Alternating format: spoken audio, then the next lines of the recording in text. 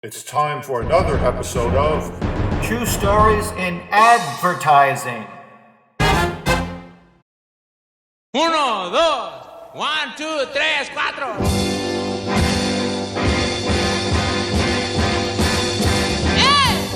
Pule, pule! Watch it now, watch it!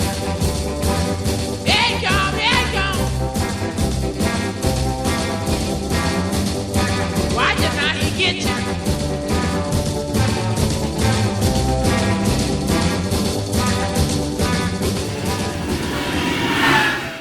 We're excited.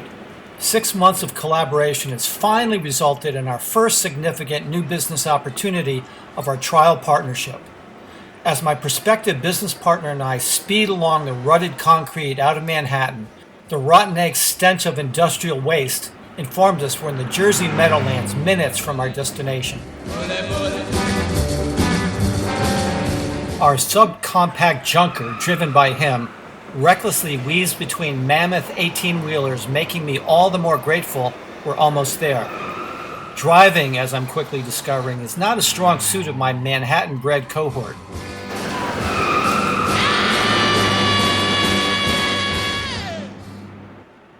The meeting we're about to have is a huge opportunity. The company is a highly visible retail chain, and winning the business would put our agency on the map. My dark-suited partner and I have only known each other 5 months and haven't done much together. We met after I'd been highly referred to him by a mutual associate. When he reviewed my award-winning portfolio at our first meeting, his eyes bulged like a pubescent boy discovering porn. He tells me the work is amazing and we should start an agency. We've known each other 20 minutes. We part ways with the decision to keep talking, but over the next few weeks, he starts pressing me hard to print up business cards with our name on them and even suggests getting office space. So it's meetings like this that'll help me get a sense of our potential as real partners. Since we're only minutes away from our meeting, I turn to my partner, who's had several lengthy conversations with the prospect. So, any last-minute things I should know before the meeting? With just a slight hesitation, he replies, yeah, I'm thinking of changing my name. I pause. You're thinking of changing your name? I repeat. For the next couple minutes, I listen as my potential partner reveals his inner angst about his birth name, something he's apparently felt for years. He acts deadly serious. Even if true, it's a fucking crazy conversation to be having just minutes before this incredibly important meeting. Our car swerves again, narrowly missing a van. Okay, and what were you going to change your name to? I ask. Joe, he replies flatly. Joe? I repeat. Right, Joe, he repeats. This has to be a joke, I tell myself, an account guy's bad attempt at humor. You're not serious, are you? I ask.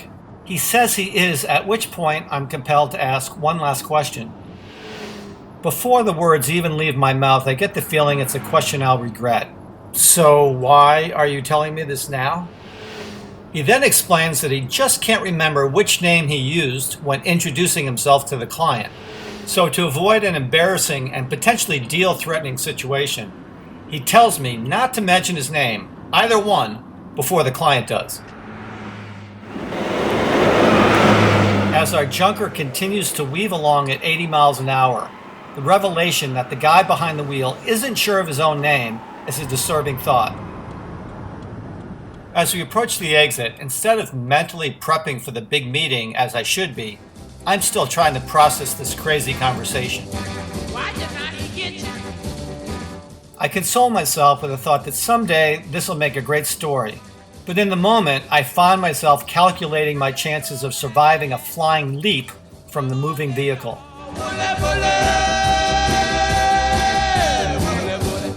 Our big meeting finally takes place, and the good news is the name thing never comes up. The bad news is we don't get the business. That night, as I reflect on the crazy day, disappointed about the meeting but happy to be home in one piece, I ask myself a question. Do I really need a business partner?